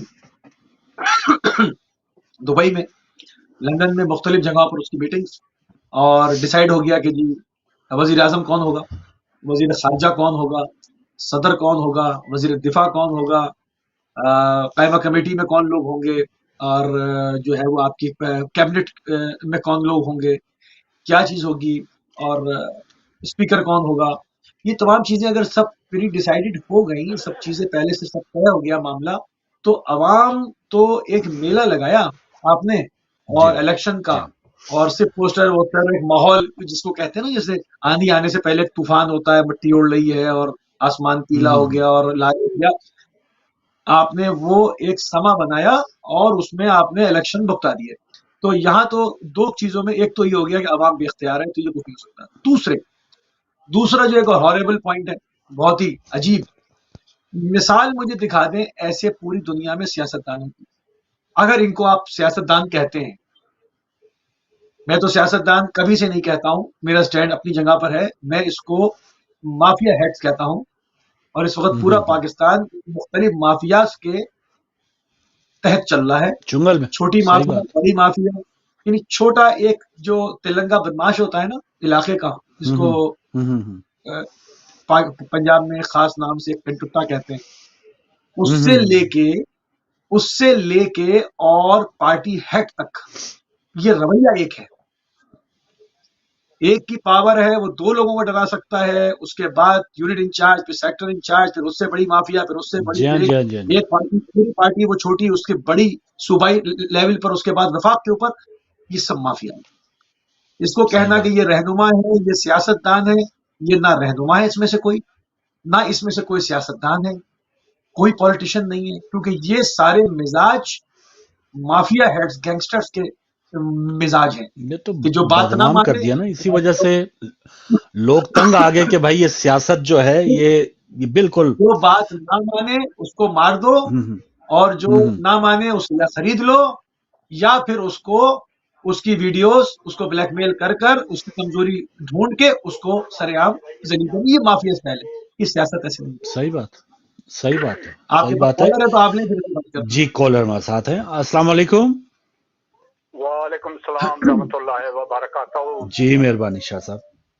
فاروق بھائی, آپ کو اور علی بھائی اور دیکھنے سننے والوں کو پیار اور آداب بھرا سلام. جی وعلیکم السلام. اللہ تعالیٰ آپ دونوں بھائیوں کی دن دگنی اور رات دگنی کرے اور آپ کے چینل کو سلامت رکھے. آمین الہی. دو آدمی ہیں جو اوورسیز کے لوگوں کو سہارا دیتے ہیں اور حق سچ کی باتیں کرتے ہیں. تو میں آج کمنٹ کرنے کے بجائے ایک دو باتیں کروں گا, اگر ہو سکے تو ان پر روشنی ڈال دینا. میرے خیال میں سننے میں آیا ہے کہ پاکستان سے سعودی عربیہ نے کوئی تقریباً 30,000 سولجرز مانگے ہیں. اچھا. تو اگر پاکستان نے ادھر ادھر کیا یا ان کی کنڈیشنز کو میٹ نہ کیا تو ہو سکتا ہے وہ بنگلہ دیش کے پاس چلے جائیں. اچھا. میرا یہ سوال ہے آپ بھائیوں سے کہ کیا یہ جو فوج ادھر سے جائے گی, اللہ نہ کرے کل یمن اور سعودیہ کے درمیان دوبارہ جنگ شروع ہوتی ہے, تو کیا یہ پاکستانی فوج سعودیہ کی طرف سے یمن کے خلاف لڑے گی؟ ایک یہ سوال ہے. ٹھیک ہے. دوسری بات یہ ہے کہ میں نے کل پرسوں بلاول صاحب کو سنا, جی کہہ رہے تھے کہ میں, جیسا کہ آپ نے فرمایا کو میں داغدار نہیں ہوں, میرے خلاف کوئی مقدمہ نہیں ہے. صحیح بات. بھائی کام سارا آپ بالکل کے لیے ہے, جان علی کر دیتی ہے, ان کو ضرورت ہی نہیں ہے. آپ کو کیا ضرورت ہے؟ جی وہ دبئی آتی بھی ہے اور جاتی بھی ہے, اس طرح کے اور کے بہت سے لوگ ہیں. آپ لوگ تو آپ کی جماعت شراب کو شہد بنا دیتے ہیں, شہد کو شراب بنا دیتے ہیں, اور آپ کی جو بوٹس وغیرہ چلتی ہیں سمندر میں وہ آپ کے پاؤنڈز اور ڈالر سیر و تفریح کرتے ہیں پانی میں. Anyway, I come to the point کہ فاروق بھائی آج ایک اور افسوسناک جو دیکھنے میں جس کا آپ نے بھی ذکر کیا ہے, وہ جو اسرائیلی دکھا رہے تھے. کوئی بھی نہیں چاہتا کہ اسرائیلیوں کے بچے سفر کریں یا مسلمانوں کے بچے سفر کریں. انفارچونیٹلی سادات نے کہا تھا کہ اگر مسلمان اکٹھے ہو کر پیشاب کریں تو اسرائیل ڈوب سکتا ہے, مگر وہ وقت بھی ہو سکتا ہے کبھی آ جائے. OIC آج سویا ہوا ہے, جیسا کہ آپ نے فرمایا کہ غیر مسلم پروٹیسٹ کر رہے ہیں. صحیح بات. مگر ہمارے جو لوگ ہیں, اگر پاکستان آج سعودیہ کو فوج دیتا ہے یمن کے خلاف لڑنے کے لیے, آج یمن ہی ہے جو فلسطینیوں کے ساتھ کھڑا ہے, تو یہ بڑی ایک عجیب سی بات ہے. وہ کل ایک مولانا صاحب, ایک تو وہ مولانا ڈیزل ہے نا, کیا نام ہے وہ, فضل رحمان صاحب, دوسرے ایک طاہر اشرفی صاحب آئے ہوئے تھے. بھائی کہاں کی باتیں کرتے ہو آپ؟ لوگ ڈبل چہروں والے ہو. پاکستان کی آرمی نے جنرل ضیاء کے دور میں جارڈن میں جب آپ ریزنگ ہوئی تھی تو 10,000 کے لگ بھگ فلسطینی آپ کی آرمی نے شہید کیا تھا. اس کے بعد جنرل ضیاء کے بیٹے کو اسرائیلیوں نے ایک سونے کا بیلٹ دیا تھا. تو یہ اتنا منافقت ہے. پہلی بات. دوسری بات ہے الیکشن کے حوالے سے آپ نے باتیں کی ہیں. الیکشن نہیں ہوگا. آپ ہمارے کمانڈر ان چیف صاحب تشریف لے کر گئے امریکہ میں, دیکھو وہ کیا کہتے ہیں اور ان کو کیا کیا کرنا پڑتا ہے. یہ لندن پلان ہے. اصل میں بات یہ ہے فاروق بھائی, ملک ایک جس میں ایک ہی وزیر اعظم ہوتا ہے. ابھی 3 وزیر اعظم ہے. بلاول صاحب کہتے ہیں میرے بغیر پاکستان چل نہیں سکتا. 13 مہینے یہ سارے اکٹھے رہے, 7 کے اوپر یہ سب اکٹھے تھے. بالکل صحیح. مرغیوں نے سونے کے انڈے دیے. چلیں بہت شکریہ. اگر یہ ہار گئے تو پھر باہر بھاگ جائیں گے. فاروق بھائی اگر صاف اور شفاف, میں اس بات پر ختم کرتا ہوں, آپ کا زیادہ ٹائم نہیں لینا چاہتا. اگر صاف اور شفاف الیکشن ہوئے تو کوئی مائی کا لال پیدا نہیں ہوا اور نہ پیدا ہوگا عمران خان کو ہرائے. اس کو ہرانے والا پاکستان میں ابھی کوئی پیدا نہیں ہوا. ٹھیک ہے, اس وقت کے رسول ہے. اور آپ کے سامنے ڈنمارک نے بھی وہ بات تسلیم کی جو عمران نے یونائٹڈ نیشن میں کہی تھی کہ میں عاشق رسول ہوں اور اپنے نبی پاک کا جھنڈا میرے ہاتھ میں ہے. آپ کو معلوم ہے کہ ڈنمارک نے کہا ہے کہ انہوں نے پارلیمنٹ میں. صحیح ہے شاہ صاحب. چلیں ہو گیا سر, ہو گیا. وہ ان کے قصیدے پڑھیں گے, پھر ہمیں کاؤنٹر جو ہے وہ جوابات تو دینے پڑیں گے نا پھر, کہ عمران خان جو ہے پھر ان کا عشق جو ہے پھر اس کا تقاضے بھی ہوتے ہیں نا کچھ. اگر آپ کلیم کریں محض جلسے جلوسوں کے لیے اسلامک ٹچ نہیں ہونا چاہیے. آپ کی پوری زندگی کے اوپر اس کے نقوش ہونے چاہیے کہ آپ کیسے مسلمان ہیں اور کیسے پھر عاشق رسول ہیں. تو اس وقت ضرور اس بات سے اتفاق کیا جا سکتا ہے کہ اس وقت جو ہے کہ عمران خان کی پاپولیرٹی ایک کیا کہتے ہیں وہ ہمارے ایک وکیل صاحب ہیں مروت صاحب, وہ انہوں نے ہی اکیلے کے پی کے میں ہی سارا جو ہے وہ وقتہ ڈالا ہوا ہے ساری حکومت کو.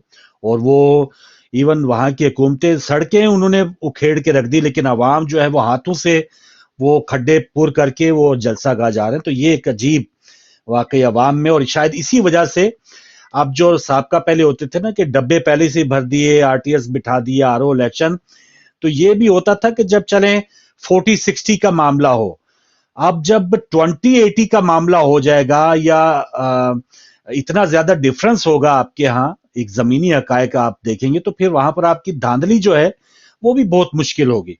تو یہ اس وجہ سے شاید اسی لیے یہ الیکشن سے آگے آگے بھاگ رہے, اور آج اس کو سیکنڈ کر دیا زرداری صاحب نے کہ ہاں ٹھیک ہے جی.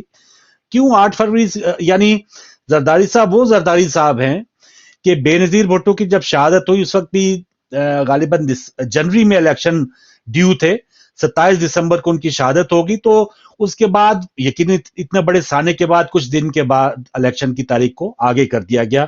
وہ تو جواز بنتا ہے, لیکن اب کیا جواز ہے کہ آپ 8 فروری کو آپ فری ہینڈ دے رہے ہیں, اتنی بڑی سیاسی جماعت ہو کے کلیم کر رہے ہیں کہ ٹھیک ہے یہ آگے چل جائیں تو چلے جائیں. تو یہی ہے کہ پورے جو ایک آگے جو پورا اس 16-18 مہینے میں ایک جو نظام تھا نا, وہ اگلا سیٹ اپ وہ نہیں بنے گا جب تک آپ کو یہ عوام کا سمندر طے نہیں کرنا پڑے گا, اس سے ڈوب کے آگے نکلنا نہیں پڑے گا. تو اس کے لیے آپ کے پاس اتنے ابھی وسائل نظر نہیں آ رہے کہ آپ کے اتنے ووٹ ہوں کہ آپ عوام کی اس حدوں کو پار کر جائیں. تو یہی ڈر ہے کہ وہ ڈبے نہ رکھیں گے اور نہ یہ معاملہ جو ہے وہ پھر ہاتھ سے نکل جائے گا. تو یہ ہے آج کا زرداری صاحب کا انٹرویو. ایک کال ہے نا, میں آپ السلام علیکم. وعلیکم السلام جناب. جی محترم افضال صاحب. بات یہ ہے جی پاکستان میں اکثر دیکھنے میں ہے کہ آزاد کتوں کے جتھے گھوم رہے ہوتے ہیں. ہاں جی. وہ بڑے آپس میں پرامن طریقے سے گھوم رہے ہوتے ہیں. ٹھیک ہے. کچھ انسان کچھ لوگ کتوں کو اسپیشل لڑائی کے لیے تیار کرتے ہیں. ٹھیک ہے. اگر کوئی کتا لڑائی ہار جائے تو بعض مالک اسے گولی مار دیتے ہیں اور پھر بڑے غرور سے دیکھتے ہیں.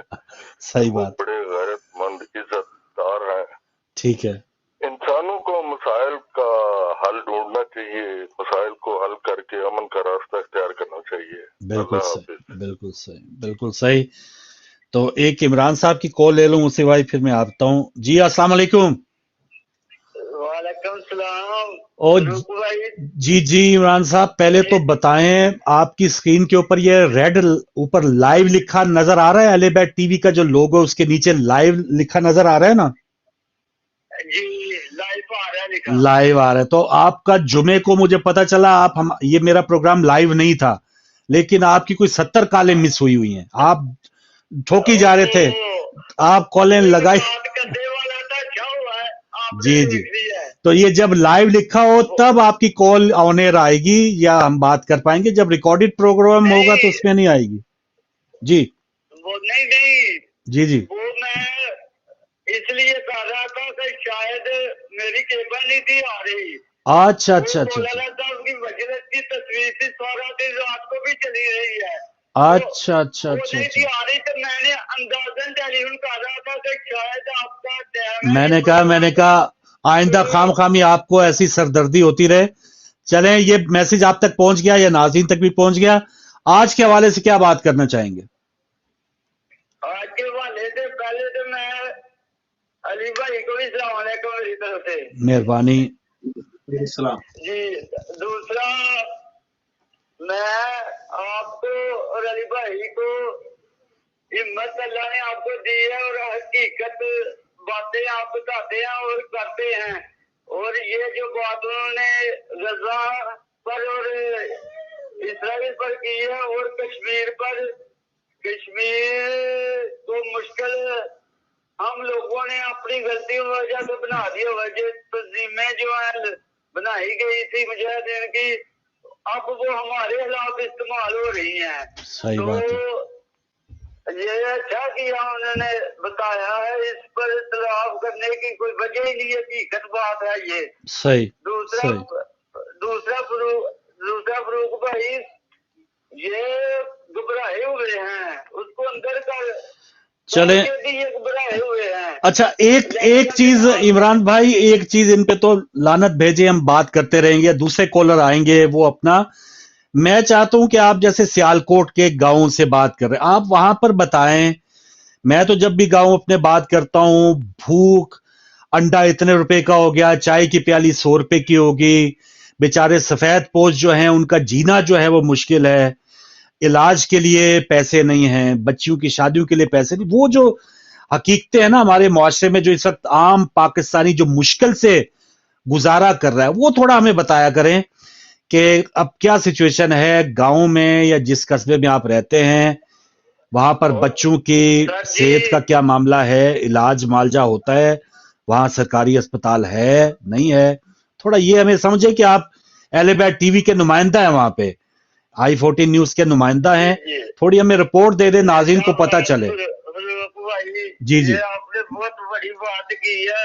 जी जी, मैं यकीन करो कि बस आपकी मेहरबानी है, आप बहुत बड़ी इज्जत के नहीं, लेकिन इमरान भाई, बहुत बड़ी आपने इज्जत दी है, तो बात है कि मैं नहीं, हमारे तो हर व्यूवर नुमाइंदा है, लेकिन ये है कि कार्ड बनवा के वहां पर ये ना कहें कि फिर मैं अब नुमाइंदा हूं तो बस जो मर्जी है मेरी। जी, सही है, सही है। अब बात शुरू हो गई है तो मैं थोड़ा एक्साइटेड हो गए।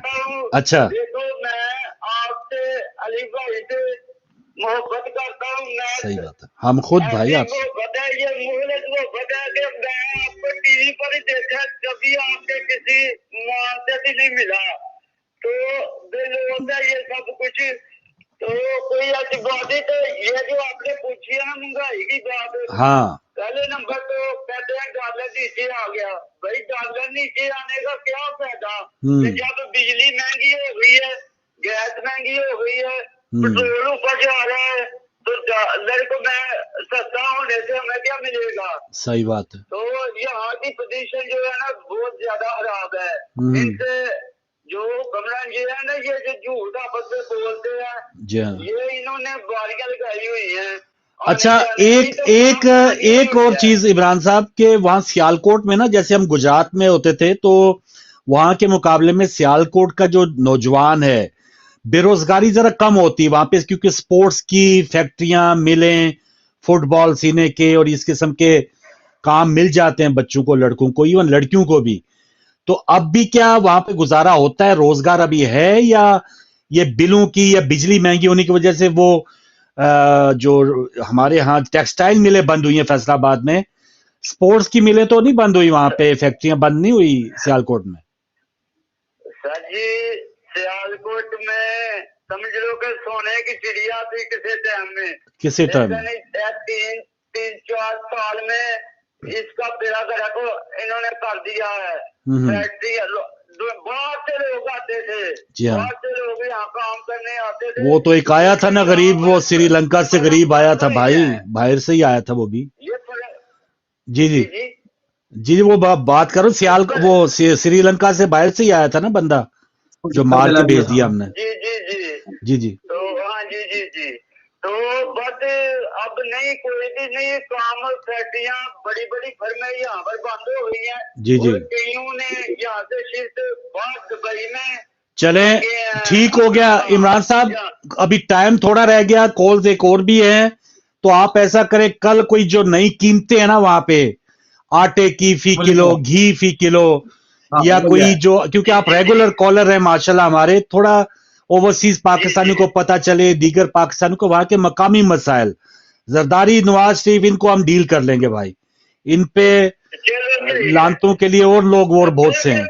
सही है ना सर? बिल्कुल आपने बिल्कुल सही बात की है। आपने बताना है कि 20-25 हजार जिसकी तनख्वाह है वो कैसे गुजारा कर रहा है, तो आपने ये बताना है, और आप हमारे बिल्कुल, आपके सारे जो नाजरीन कॉलर हैं, व्यूवर हैं, वो हमारे नुमाइंदा हैं, वो आप ही सब कुछ, आप हम हैं, हम आप हैं।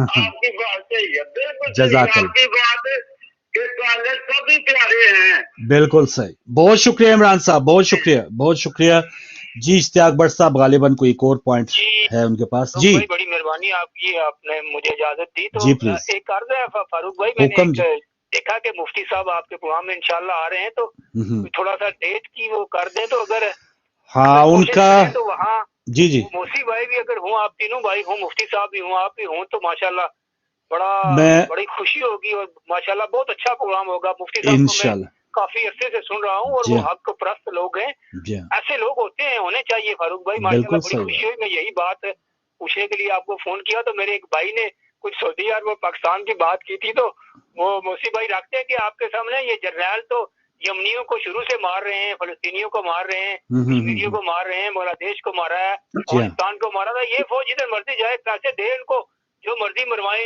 इनको। मैं सिपाहियों की बात नहीं करता फारूक भाई, सिपाही आपके भी कुछ होंगे, मेरे भी माशाल्लाह कुछ फोत हो गए, दुनिया से चले गए, वो भी रहे पाकिस्तानी आर्मी में, लेकिन ये जर्नैलों की बातें करता हूँ। ये तो जिधर आप इनको पैसा दें, जो मर्जी करवा लें, जिस मर्जी मुल्क में चले जाएं, मार देंगे लोगों को, वो नहीं देखेंगे मुसलमान है, तो ये जहाँ जाएंगे इनको पैसा मिलेगा, वो ये नहीं देखेंगे वो यमनी गरीब है या फलस्तीनी है या कश्मीरी है या कोई और है, ये मार देंगे। तो आप वो अगर कोई डेट अगर कोई कर दें इंशाल्लाह।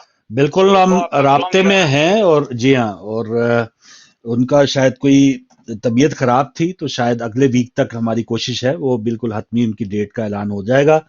लेकिन एक मौके पे स्टैंड लिया था हमारी पाकिस्तानी रियासत ने कि हम कोई किराए की बंदूक नहीं है कि हम जो भी उठ जाए और वहां पर हमें किराए पे ले ले। तो शायद कोई आपके ख्याल में है सर कि 30,000 फौजी मांगे हैं हमारे सऊदी अरब ने? मौसी भाई, आपकी नजरों से कोई खबर गुजरी है? नहीं, मेरी नजरों से ये खबर नहीं गुजरी, और अभी इस वक्त यमन के मामले में कोई हाथ डालेगा नहीं, कोई जो मामला जिस तरह से चल रहे ना, सवाल ही पैदा नहीं होता। और फिर पाकिस्तान का क्लियर स्टैंड पहले भी है कि इन्होंने जब सऊदीया के जेर असर चल रहे थे, और सऊदीया की पॉलिसीज जो आज है वो नहीं थी, और उस वक्त वो खुद जंग के में इन्वॉल्व था यमन के साथ, उस वक्त पाकिस्तान ने उसको बड़े तरीके से पार्लियामेंट में ला के और वहां से वोटिंग करा के वो जान छुड़ा ली थी रातों रात। तो मुझे नहीं लगता कि इस वक्त पाकिस्तान इस मामले में टांग फंसाएगा, क्योंकि पाकिस्तान को इस वक्त एनर्जी की जरूरत है, और वो वाहिद जो रास्ता है वो ईरान है। तो इस वक्त वो यमन के मामले में ईरान को नाराज करेंगे पाकिस्तान, एस्टेब्लिशमेंट पाकिस्तानी, ये सवाल पैदा नहीं होता है। खबर आई होगी, मांगे होंगे, मगर इनको जान छुड़ानी आती है कि ये इस तरह से, क्योंकि यमन के मामले में ये टांग नहीं अड़ा सकते, क्योंकि उसकी वजह ये कि ईरान से नाराज हो जाएगा, और बिजली और गैस और ये तमाम चीजें जो एनर्जी का मामला है, वो सिर्फ इन्हिसार इनका अब जो है वो ईरान के ऊपर है और कहीं से नहीं है। बिल्कुल सही।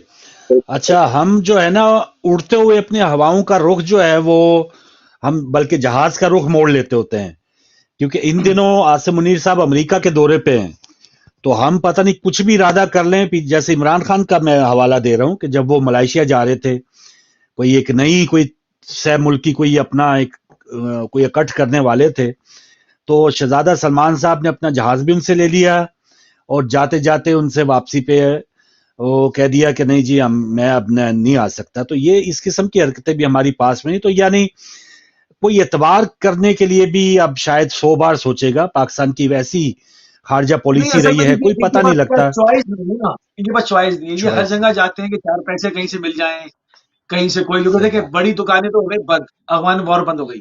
انہوں نے سوچا تھا کہ یہ قیامت کا سورج شروع ہونے تک چلے گی اور ہمیں مفت کے ڈالر ملیں گے. افغانستان میں ہو گیا ختم معاملہ. جس دن سور پھونکا جائے گا، جس دن سور پھونکا جائے گا اس دن تک ہم سیف ہیں. بالکل ہاں، اس دن صبح کو آخری ڈالر ہم لیں گے، شام کو سور پھونکا جائے گا. تو وہ ہو گئی دکان بند. ایک دکان وہ بند ہوئی. دوسری انہوں نے کھولی بھی تھی ایران اور سعودیہ کے بیچ میں دکان کہ جی ایک بریگیڈ فوج رکھیں گے اور شہزادوں کی حفاظت ہم کریں گے. انہوں نے وہ ڈائریکٹ ایران سے تعلقات بہتر کر کے ان سے خدا حافظ حاجی صاحب، آپ کا جو ہے وہ عمرہ قبول ہو گیا، اب آپ اپنے جائیے آرام سے وہاں جو ہے وہ گوادر پہ ڈیوٹی دیں. تو یہ 2 دکانیں جو بڑی تھی وہ ہو گئی بند.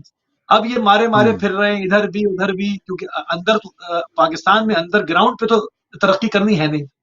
وہاں تو نہ سیاست اسٹیبلش ہونے دینی ہے، نہ وہاں ادارے مضبوط ہونے دینے ہیں وہاں، نہ مطلب جہاں پر ایک بھوچال آیا ہوا ہو. آپ نے اندر اپنی جی ڈی پی تو انکریز کرنی نہیں ہے، آپ نے ایکسپورٹ بڑھانی نہیں ہے، آپ نے وہاں پر اندر تو کوئی کام نہیں کرنا. اب کیا ہے، 4 پیسے وہاں سے لے آؤں، 6 پیسے وہاں سے لے آؤں، کچھ امداد وہاں سے لے لوں. تو اس میں یمن کے معاملے میں مانگا جا سکتا ہے، آفر کی جا سکتی ہے، مگر مجھے نہیں لگتا یہ اتنی حماقت کریں گے یا اتنی بے وقوفی کریں گے. کیونکہ اب ظاہری بات ہے اتنے بڑے گیم میں یہ ٹانگ اس وقت ڈالنے کے معتمل نہیں ہو سکتے، یہ اس کے اندر ہاتھ نہیں ڈال سکتے ہیں، کیونکہ وہ بہت معاملہ جو ہے وہ خطرناک ہے. آپ دیکھیں نا یمن کے سامنے کون ہے، یمن کے سامنے بہت بڑی طاقتیں ہیں، یمن ان سے الجھا ہوا ہے. پہلے راحیل شریف نے کیا کر لیا، پہلے راحیل شریف نے کیا کر لیا ان کا، جو اب یہ 5-30 جائیں گے تو 70-90 ہزار جا کے بنگال میں ہتھیار پھینک چکے ہیں. یہ یمن میں کیا کریں گے، یمن کی اپنی تاریخ ہے. تو یہ مجھے لگتا ہے کہ یہ ایسے ہی پھلجڑی ہے اور اس کا کوئی حاصل اصول نہیں ہوئے گا. کیونکہ ہاں کشکول لے کے تو مارے تو پھر رہے ہیں، یہ تو طے ہے. ہو سکتا ہے کسی نے دکھایا ہو کہ چند سکے ڈال دیتے ہیں، آ جاؤ دکانیں تو بند ہو گئی تمہاری، افغان وار بھی اور وہ بھی. تو ممکن ہے کہ اس کے اوپر ووٹنگ ہو، یہ سب ہو، مگر میری نظروں سے نہ خبر گزری، نہ مجھے لگتا ہے کہ ایسا ہو پائے گا، ممکن نہیں ہے. بالکل صحیح، بالکل صحیح. اور سقوط ڈھاکہ کا یاد دلایا تو ابھی 11 ہے، 16 دسمبر کو وہ دن دوبارہ آئے گا. وہی دن دیکھیں نا، ایک قوم کے لیے ایک تاریخ میں ایک تو سقوط ڈھاکہ وہ بھی 16 دسمبر کو ہوا، اور 16 دسمبر کو ہی ثانیہ آرمی پبلک اسکول بھی ہوا، جو ہمارے لیے تو وہ ایک سب سے بڑا ثانیہ تھا. لیکن اس سال پتا چلا کہ نہیں، 9 مئی ہماری قوم کا ایک بہت بڑا ثانیہ، جس میں کوئی جانی نقصان تو نہیں ہوا، لیکن کہا جا رہا ہے جی کہ ہمارا سب سے بڑا جو ہے ایک کچھ اسٹیچوز کو یا کچھ جو املاک ہیں یا کچھ جو یادگاریں ہیں ان کو چلا جائے، بچے وہ کوئی دکھ نہیں، وہ کوئی تکلیف نہیں ہے، یعنی اتنی تکلیف نہیں. اسکول کے بچے، ہاں اسٹیچو کو کچھ نہیں ہونا چاہیے، ہاں اگر وہ اس کی مرمت نہیں ہو سکتی، وہ میں کہتا ہوں وہ نہیں گرنا چاہیے تھا، شہیدوں کی یادگاریں تھی، مگر زندہ سلامت بچے مار ڈالے جائیں اور قاتل کو چھوڑ دیا جائے کہ یہ شریف ہو گیا، نیک ہو گیا صاحب، بڑا اچھا ہو گیا جی، 5 وقت نماز پڑھتے ہم نے دیکھا دوربین لگا کے، یہ ٹھیک ہو گیا صاحب، ہم نے اس کو بھیج دیا. تو کیا مذاق کیا جا رہا ہے، کس طرح کے اس کو کہا جاتا ہے بےہودہ مذاق قوم کے ساتھ. مگر لوگ کیا کریں، کسی کی زبان کھینچ دے، کسی کو گمشدہ کر دے، کسی کو پاگل کر دے تو کون بولے گا.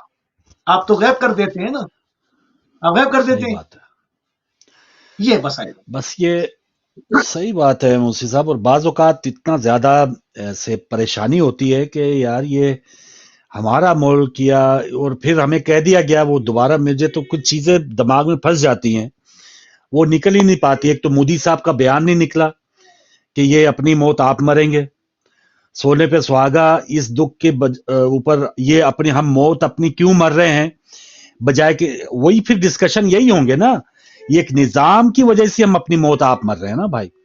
और जब इस निजाम के ऊपर हम बात करते हैं तो यहाँ का हाई कमिश्नर कहता है कि बात भी ना करो, वहां पे अपने पैसे भेजो।